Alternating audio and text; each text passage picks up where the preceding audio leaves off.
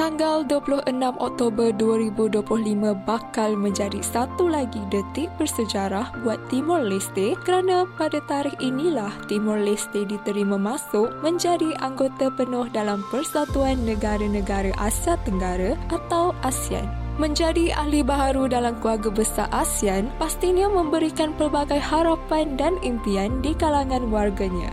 Sebagai warga negara Timor Leste, pertama mungkin ini suatu hal yang sudah kita tunggu dari dulu. Sebagai warga negara Timor Leste, ini menjadi kesempatan bagi negara kami, terutama Timor Leste, untuk menjadi anggota ASEAN dalam waktu dekat nanti. Seperti yang kita ketahui, Oktober nanti ini akan membuka peluang-peluang baru bagi kita, khususnya untuk kaum muda di Timor Leste. Apalagi saya sebagai jurnalis, ini juga sangat penting bagaimana nantinya kita bisa memperluas lagi hubungan kita antara negara Timor Leste dan 10 negara lainnya di ASEAN, dan kita harapkan dengan ini bisa memajukan lagi tidak hanya dalam sektor ekonomi, kesehatan, tapi juga pendidikan, karena sebagai negara yang baru merdeka dalam tahun 2000-an ini, pendidikan menjadi salah satu hal yang sangat penting bagi kita.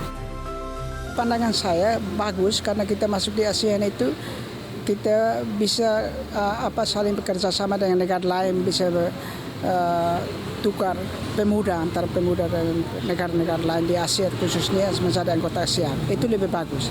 Tetapi kalau tergantung pada anggota ASEAN, negara-negara yang mau menerima kita. Tapi kebanyakan saya dengar itu, saya lihat, saya baca itu banyak yang menerima. Kita juga masih perlu banyak belajar, ya, banyak belajar bagaimana untuk bisa menjadi anggota ASEAN. Nah, itu yang di masa mendatang kita mengharapkan, tapi lebih cepat lebih bagus kalau kita masuk anggota ASEAN itu, karena kita lihat pada geografi kita sebagai negara di bagian Asia, ya, kita lebih baik kita bergabung dengan ASEAN. ASEAN itu lebih bagus. Itu untuk masa depan masyarakat Timur Timur, pemuda-pemuda, kita bisa pertukaran dalam budaya, dalam pendidikan, dalam segala macam.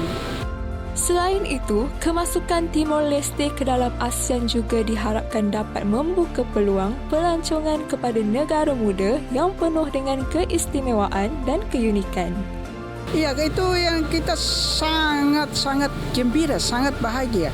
Karena semakin banyak turis, semakin banyak kunjungan, kita juga bisa mendapat income. Itu salah satu faktor di sini kita harus kembangkan. Itu tentang di sektor pariwisatawan. Itu yang diutamakan di sini, kita di Timur Timur. Kalau dari ASEAN itu kita mengharapkan harus lebih banyak berkunjung ke wilayah Timur Timur, ke negara Timor Leste.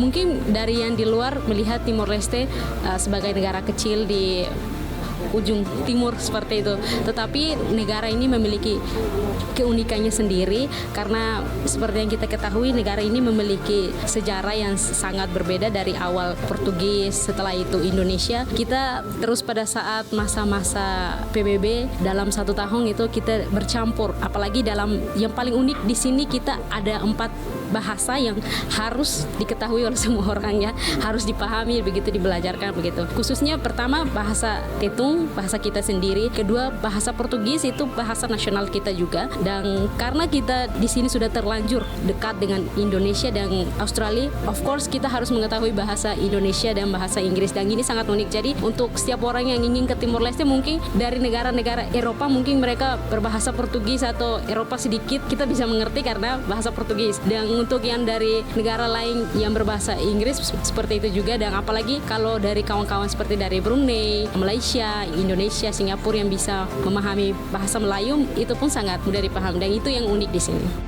Apa yang penting, penyertaan Timor Leste ke dalam ASEAN bukan sahaja melengkapkan rantau Asia Tenggara di dalam satu kesatuan serantau, tetapi juga membuka jalan kepada kejayaan bersama di antara komuniti masyarakat ASEAN di masa hadapan.